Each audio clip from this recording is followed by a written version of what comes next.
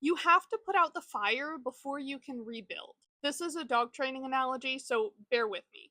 If you try and rebuild while the fire is still going on, your house is just going to burn down again. This is why in dog training, when we have a dog who is anxious or phobic about a particular trigger, we need to address their exposure and their stress in relation to that trigger before we can start teaching them alternative ways to behave in the presence of that trigger. I help people help their dogs overcome separation anxiety, so that's the example that I will give here.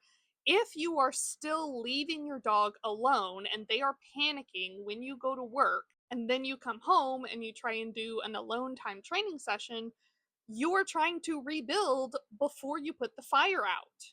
And I know that firefighting is hard. I know that it's hard to prevent your dog from being exposed to their trigger, particularly when it's alone time and you have to leave the house every day to go to work, right?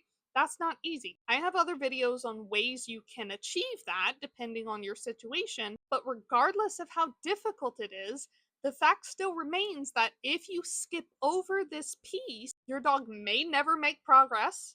If they do make progress, it's going to be very difficult on them. And it prolongs your dog suffering and your suffering because the whole process of helping them overcome their anxiety takes a lot longer.